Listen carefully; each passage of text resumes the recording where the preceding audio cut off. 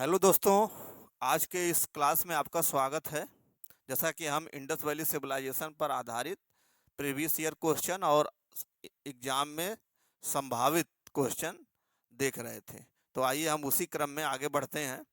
तो question number अभी तक 20 तक हम लोग पहुँचे हैं। क्वेश्चन नंबर 21 पे आइए देखिए।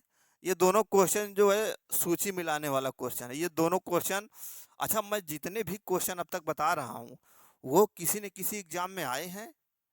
आप चेक कर लीजिए, किसी यूपीएससी में आए हैं, यूपीपीएससी में आए हैं, ऐसे वो किसी न किसी एग्जाम में आए हैं, तो उसको आप चेक कर सकते हैं। और दूसरी बात, जो और क्वेश्चन है वो जो है एग्जाम में आने की पूरी संभावना है, और जितने क्वेश्चन मैं बताऊंगा उससे बाहर एक भी क्वेश्चन आपका नहीं जाएगा। तो आइए क्वेश्चन नंबर 21 देखते हैं। सूची एक को सूची दो से सुमेलित कर सही उत्तर चुनिए। यहाँ कूट दिया गया है, ये सूची एक दी गई है, सूची दो दी गई है। सूची एक में प्राचीन स्थल है, सूची दो में पुरातात्विक खोज है।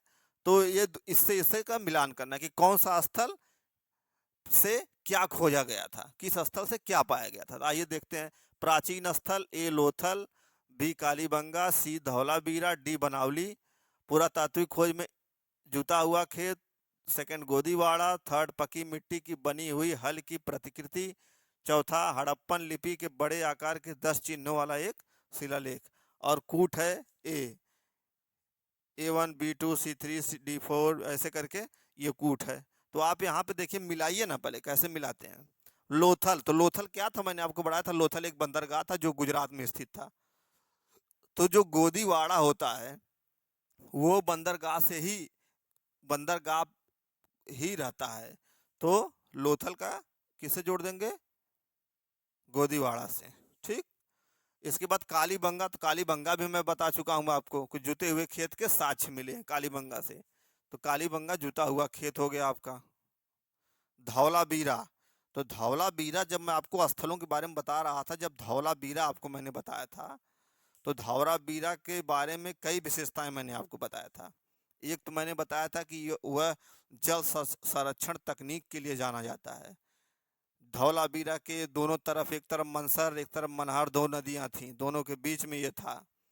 वहाँ पे स्टेडियम पाए गए थे, तमाम चीज़ें मैंने आपको बताया था। तो उसी में मैंने एक चीज़ आपसे बताया था कि हड़प्पन लिपि के बड़े आकार के 10 चिन्हों वाला एक शिलालेख धौलावीरा से बड़े बड़े अक्षरों में मिला था आपसे। तो धौलावीरा किससे हो जाएगा, इससे हो जाएगा, चौथा से हो जाएगा। अब बनावली से, बनावली से क्या है, तो ऑटोमेटिक ये पकी मिट्टी की बनी हुई हल्की प्रति की बनावली से हो जाता। बनावली कहाँ है, हरियाणा में। तो ये सब चीज़ें आप एक बार देखिएगा। थोड़ा सा ये वो कंसेप्चुअल तो बहुत ज़्यादा है नहीं, ये थोड़ा फैक्चुअल टाइप है, लेकिन तब भी आप इसको आराम से। तो अब आप देख लीजिए यहाँ पे A2B1, A2B1 कहाँ है, A2B1। इसके बाद C4 और D3।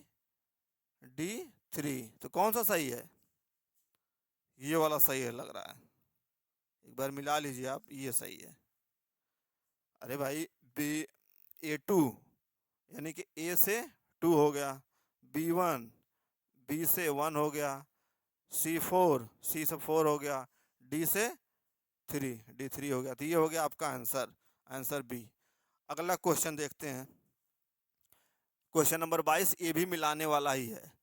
सूची 1 को सूची 2 से सुमेलित कर सही उत्तर चुनिए। सूची 1 सूची 2, इसमें स्थल है और उस स्थल से क्या प्राप्त हुआ है। यहाँ पे कूट है, ABCD ये करके कूट है। तो इसमें आप, इसमें ऐसी तरह इसमें भी मिला लीजिए। तो हड़प्पा, मैंने जब स्थलों के बारे में मैंने आपसे बताया था, तो हड़प्पा के बारे में आपको बताया था। तो हड़प्पा के बारे में तो कई चीज़ें जो जो जगह जगह रेलिवेंट है वहाँ वहाँ मैंने बताया। जैसे स्थल में मैंने बताया था कि वहाँ से क्या मिले थे, समाधान मिले थे 837, 2 समाधान मैंने बताया था। तो ये A1 क्या है, ये आपस में ही मिला। लोथल गोदीवाड़ा, तो वही अभी जस्ट बताया हूँ, लोथल बंदरगाह है, गुजरात में स्थित है। कालीबंगा से जुता हुआ खेत मिला है, ये भी देख लीजिए। मोहनजोदड़ो से नर्तकी की मूर्ति, कांसे की नर्तकी मैंने आपको बताया था, जो कांसे की नर्तकी की मूर्ति मोहनजोदड़ो से प्राप्त हुई थी, जो नग्न अवस्था में थी और एक हाथ उसका खंडित मूर्ति प्राप्त हुई थी। तो वो आप ऐसा, अब ऐसे मिला लीजिए A1 B2 C4, तो A1 कहाँ है, A1 B2 C4 और D3, यानी कि आंसर ये हो जाएगा आपका आंसर। ठीक, आइए अगला क्वेश्चन देख, आइए क्वेश्चन नंबर 23 को देखते हैं। ये भी वही है, सूची है, ये भी दोनों को मिलान ही करना है। सूची 1 को सूची 2 से सुमेलित कर सही उत्तर चुनिए। सूची 1 सूची 2 इधर स्थल है और इधर किस नदी पे स्थित है वो चीज आपको बतानी है। तो हड़प्पा, हड़प्पा किस नदी पे थी, हड़प्पा कहाँ है, हड़प्पा पाकिस्तान में है। किस नदी पे थी, रावी नदी पे थी। तो हड़प्पा का कहाँ कनेक्शन हो जाएगा, रावी नदी से हो जाएगा। ठीक, हस्तिनापुर, हस्तिनापुर कहाँ है, हस्तिनापुर यूपी में है। यूपी के कहाँ है, यूपी के मेरठ में है। तो यूपी के मेरठ में कौन सी नदी है, गंगा नदी है। तो गंगा नदी के पास में ये हस्तिनापुर स्थित हो गया। यूपी के मेरठ में हस्तिनापुर है और मेरठ में गंगा नदी गई है, इसलिए हस्तिनापुर कहाँ हो जाएगा, गंगा नदी किनारे। नागार्जुन कोंडा, नागार्जुन कोंडा आंध्र प्रदेश, पहले आंध्र प्रदेश में था, जब बाद में तेलंगाना बन गया तो तेलंगाना के पास में है। वर्तमान में नागार्जुन कोंड जो है तेलंगाना के पास में है। ठीक, तो ये किस नदी के पास होगा, तेलंगाना। नागार्जुन कोंडा क्या था, बौद्ध स्मारक है। ठीक, एक बौद्ध स्मारक था, तेलंगाना में स्थित है। ठीक, तो ये जो है पैठन, पैठन पैठन आप आ जाइए यहाँ पे महाराष्ट्र में गोदावरी से, नागार्जुन कोंडा कृष्णा नदी। असल बात ये जो दक्षिण भारत में कृष्णा नदी है, गोदावरी नदी है। तो कृष्णा नदी जो है तेलंगाना के पास में कृष्णा नदी है, इसलिए ये जो नागार्जुन कोंडा है ये कृष्णा नदी के पास हो जाएगा। पैठन जो है महाराष्ट्र में है, तो पैठन महाराष्ट्र में है, तो महाराष्ट्र में गोदावरी हो जाएगी। तो दक्षिण भारत के आसपास, जैसे महाराष्ट्र भी नीचे ही है, दक्षिण ही है, लगभग है, आप मानेंगे उसको। दक्षिण और पूर्ण रूप से दक्षिण नहीं है, लेकिन दक्षिण और पश्चिम के साइड में है महाराष्ट्र। तो इसका ऐसे मिलान हो जाएगा, तो आप अब मिला लीजिए। A2 B3, A2 B3 हो गया, C4 हो गया, D1 हो गया, यानी कि ये वाला क्वेश्चन, ये वाला आंसर सही है। ठीक, अब अगला क्वेश्चन देखा जाए, क्वेश्चन नंबर 24। सूची 1 से सूची 2 को मिलाना है। सूची 1 सूची 2, सूची 1 में क्या है, हड़प्पा संस्कृति की बस्ती है, और सूची 2 में नदियों जिस पर अवस्थित है। ये नदी से जो संबंधित क्वेश्चन है कि कौन सा स्थल किस नदी के किनारे है, ये जितना मैं बता रहा हूँ इससे बाहर नहीं जाएगा किसी भी एग्जाम में। इसलिए आप जितना मैं बता रहा हूँ बस उतना ही आपको पढ़ना है, इससे ज़्यादा पढ़ेंगे तो बिना मतलब का समय बर्बाद करेंगे। ये हड़प्पा, हड़प्पा फिर वही हड़प्पा कहाँ स्थित है, पाकिस्तान के रावी नदी में। कालीबंगा कहाँ है, राजस्थान में है। ठीक, तो राजस्थान में कौन सी नदी है, राजस्थान में कौन सी नदी है, कालीबंगा घग्गर। ठीक, लोथल, लोथल को आप बताइए कहाँ स्थित, लोथल, लोथल है गुजरात में। तो गुजरात में कौन सी नदी है, भोगवा, तो ये उससे भोगवा हो जाएगी। रोपड़, रोपड़ या रूपनगर कहाँ स्थित है, पंजाब में स्थित है। पंजाब में कौन सी नदी है, सतलज नदी है, तो ये हो जाएगा। अब आप मिला लीजिए। A3 ठीक, इसमें भी 3 है, इसमें भी 3 है। B2 हो गया। ठीक, और C1 हो गया। D4, तो ये आपका पहला ही ऑप्शन सही हो जाएगा। आइए क्वेश्चन नंबर 25 को देखते हैं। क्वेश्चन नंबर 23 को देखते हैं। ये भी वही है, सूची 1 से सूची 2। अभी मैं आपको बस वो ये बता रहा हूँ कि जैसे जो नदियाँ हैं और जो पूरा स्थल हैं वो किस किस नदी स्थित है, और वो पूरा स्थल किस राज्य में स्थित है, ये मैं आपको बता रहा हूँ। और अब तक मैं जितना बताया हूँ इससे बाहर आपका क्वेश्चन नहीं जाएगा। तो आइए क्वेश्चन नंबर 23, सूची 1 को सूची 2 से सुमेलित कीजिए। सूची 1 सूची 2, ये हड़प्पी स्थल है, ये उनकी स्थिति है कि कहाँ पर स्थित है वो। ए मांडा, बी दैमाबाद, सी कालीबंगा, डी राखीगढ़ी। स्थिति में 1 राजस्थान, 2 हरियाणा, 3 जम्मू कश्मीर, 4 महाराष्ट्र और ये आपका कूट है। ठीक, तो मांडा, मांडा को आप कैसे क्लियर करें कि मांडा कहाँ था? तो मैंने आपको एक ट्रिक बताई थी, ऐसे करके एक ट्रिक मैंने आपको बताई थी। नॉर्थ साउथ, ये मैड, और मैंने बताया था ना मैड CHPD, मैड और CHPD मैंने आपको बताया था। यम से मांडा, तो ऐसे यहाँ से यहाँ यम हो जाएगा, यहाँ ए हो जाएगा, यहाँ डी हो जाएगा, यहाँ एस हो जाएगा। ठीक, मांडा, आलमगीरपुर, दैमाबाद, सुतकांगे डोर। ठीक, तो मांडा कहाँ है? ये ऊपर क्या है? सबसे ऊपर क्या है? जम्मू कश्मीर है। तो मांडा किस में चला जाएगा? जम्मू कश्मीर में चला जाएगा। ठीक, दैमाबाद, दैमाबाद भी देखिए, मांडा, आलमगीरपुर, दैमाबाद, डी दैमाबाद। तो यह साउथ है, मैं दक्षिण, तो यानी कि दक्षिण में दैमाबाद है। तो सबसे दक्षिण में कौन सा था? महाराष्ट्र था। तो आ जाइए महाराष्ट्र, दैमाबाद कहाँ हो गया? महाराष्ट्र हो गया। कालीबंगा मैं आपको अब तक कई बार बता चुका हूँ, पीछे क्वेश्चन में भी आ चुका है। कालीबंगा कहाँ था? राजस्थान। कालीबंगा का अर्थ काले रंग की चूड़ियां होती हैं। और वो मैं आपको कालीबंगा के बारे में, जब स्थलों के बारे में बता रहा था, तो मैं आपको कालीबंगा के बारे में बताया था। राखीगढ़ी, कालीबंगा से ही जुते हुए खेत के साक्ष्य मिले हैं, ये मैं आपको बता चुका हूँ। राखीगढ़ी कहाँ है? तो राखीगढ़ी हरियाणा में है। राखीगढ़ी, कुणाल, ये सब कहाँ है? हरियाणा में है। इसको भी मैंने बताया था। राखीगढ़ी क्या है? राखीगढ़ी क्या है? सबसे बड़ा स्थल है, भारत में सबसे बड़ा स्थल। सिंधु घाटी सभ्यता का भारत में, मतलब भारत में सिंधु घाटी सभ्यता का सबसे बड़ा स्थल था राखीगढ़ी। लेकिन अगर आप देखेंगे सिंधु घाटी सभ्यता का सबसे बड़ा स्थल, तो वो कौन सा होगा? मोहनजोदड़ो होगा। और सिंधु घाटी सभ्यता का भारत में सबसे बड़ा स्थल, तो वो कौन सा होगा? राखीगढ़ी होगा। तो राखीगढ़ी कहाँ है? हरियाणा में है। तो मांडा A3 B4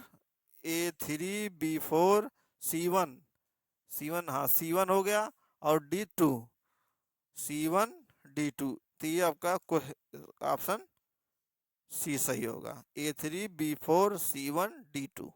ठीक, अगला क्वेश्चन देखिए। सूची 1 को सूची 2 से सुमेलित कर सही उत्तर चुनिए। सूची 1 हड़प्पा स्थल, सूची 2 भारत के राज्य अवलिक संघराज क्षेत्र। ए बालू, बी मांडा, सी पाडरी, डी हुलास। 1 उत्तर प्रदेश, 2 जम्मू कश्मीर, 3 हरियाणा, 4 गुजरात। तो आपको मैं अभी जस्ट मांडा, पहले इसमें देख ली कौन सा अभी मैं बताया था, तो मांडा मैंने अभी आपको बताया था। तो मांडा की तुलना आप सीधे किससे कर देंगे? जम्मू कश्मीर से। तो आपका मांडा कहाँ हो गया? जम्मू कश्मीर में हो गया। हुलास कहाँ है? हुलास कहाँ है? हुलास आपका सहारनपुर, उत्तर प्रदेश के सहारनपुर जिले में स्थित है, जहाँ से ताम्र पाषाणिक संस्कृतियां बहुत मिली हैं। तो हुलास कहाँ हो गया आपका? सहारनपुर, उत्तर प्रदेश। ठीक, पादरी, तो पादरी शब्द सुन के आपको क्या क्या अनुभव हो रहा है कि पादरी कहाँ का होगा? बताइए, पादरी कहाँ का है? गुजरात का। ठीक, इसको पहले हम केरल नो धोरो कहते थे। ये पादरी जो है, पादरी का ही दूसरा नाम है केरल नो धोरो उर्फ पादरी। कहाँ पे है? ये गुजरात में है। तो ये इसका कनेक्शन इससे हो जाएगा। ठीक, अब क्या बचा? बालू बचा, तो बालू सीधे हरियाणा में। वही कुणाल के आसपास बालू भी है। हरियाणा में मैंने आपको एक साइट बताई थी कुणाल, तो बालू कहाँ है? हरियाणा में है। ठीक, बालू हरियाणा में है। वही कुणाल, कुणाल राखीगढ़ी सब मैं बताया था ना हरियाणा में। कुणाल के बगल में क्या है? बालू। ये उत्तर प्रदेश पीसीएस में भी आया, ये भी उत्तर प्रदेश पीसीएस में आया है। अब आप मिला लीजिए। ए थ्री कहाँ? A3 2 है, B2 भी 2 है, C4 ये यानी कि ये वाला ऑप्शन, ये option A B C D, ये ऑप्शन आपका सही हो जाएगा। ठीक, आइए अगला क्वेश्चन, क्वेश्चन नंबर 25 देखते हैं। अगला क्वेश्चन देखते हैं, क्वेश्चन नंबर 27। भारत में निम्नलिखित के आने का सही कालानुक्रम है: एक, सोने के सिक्के; दो, आहत मुद्रा चांदी के सिक्के; तीन, लोहे का हल; चार, नगर संस्कृति। तो ये क्वेश्चन थोड़ा सा वैदिक सभ्यता अभी मैं आपको नहीं बताया हूँ, थोड़ा सा आगे से भी है। और ये जो आहत मुद्रा चांदी के सिक्के हैं, ये भी आधे वैदिकोत्तर काल में, पोस्ट वैदिक काल में आता है। लोहे का हल भी उसी काल का है। सोने के सिक्के उसके बाद है। कुषाण उषाण, इंडो ग्रीक शक पार्थियन कुषाण, उस समय सोने के सिक्के का उस समय का है।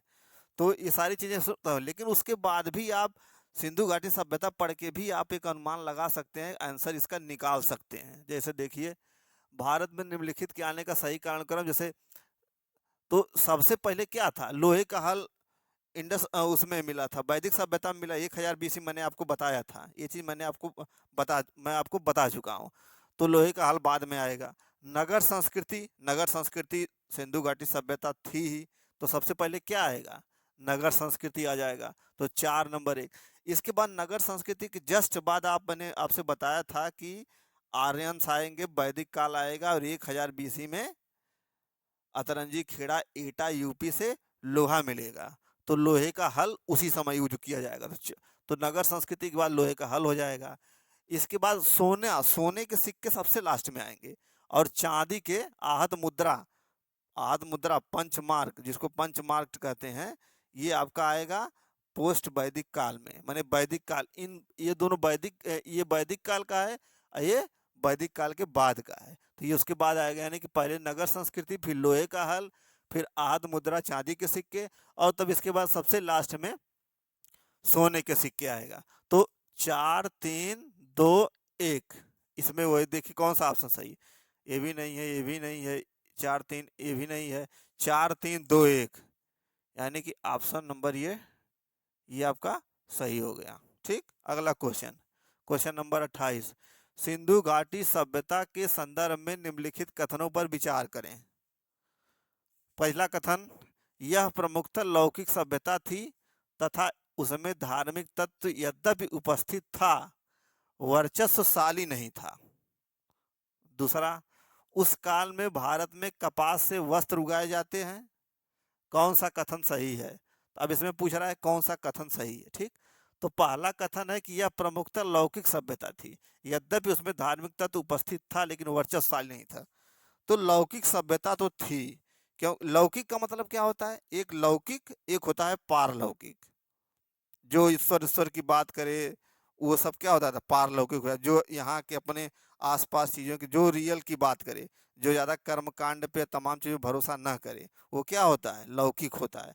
तो सिंधु घाटी सभ्यता के लोग पूजा तो करते थे, और देवी देवताओं की पूजा तो करते थे, लेकिन इतना भी पूजा नहीं करते थे कि सारा उसी पे वर्चस्व सारा उसी पे स्थापित हो गया था कि नहीं, देवी देवता ही सारा सब सिस्टम, सारा हर चीज चलाएंगे। तो धार्मिक तत्व तो था, माने देवी देवता की पूजा तो करते थे, लेकिन बहुत वर्चस्वशाली नहीं था। तो ये आपका क्या हो जाएगा? पहला, सिंधु घाटी सभ्यता लौकिक सभ्यता थी, पारलौकिक सभ्यता नहीं थी। दूसरा, उस काल में भारत में कपास से वस्त्र उगाए जाते हैं।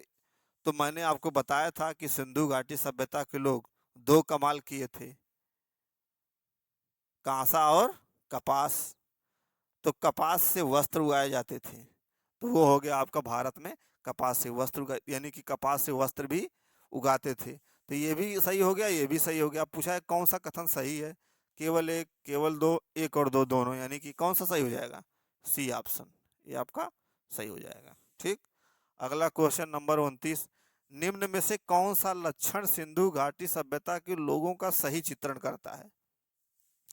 इनके विशाल महल एवं मंदिर होते थे, वे देवी एवं देवताओं दोनों की पूजा करते थे, वे युद्धों में घोड़ों द्वारा खींचे गए रथों का प्रयोग करते थे। सही कथन को चुनिए। ABCD, ठीक। तो पहला कथन पे आइए, इनके विशाल महल एवं मंदिर होते थे।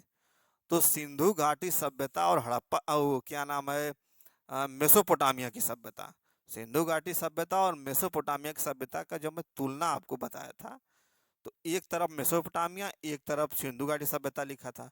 तो मेसोपोटामिया मैंने लिखा था कि मंदिर और पुरोहित के साक्ष्य मिले हैं, और सिंधु घाटी सभ्यता में मैंने डैश किया था, यानी कि सिंधु घाटी सभ्यता में कोई मंदिर वंदिर के साक्ष्य नहीं मिले हैं, यानी कि यहाँ पे कोई मंदिर, विशाल मंदिर और महल नहीं था। तो ये लिखे इनके विशाल महल एवं मंदिर होते थे। तो ये क्या हो गया, गलत हो गया।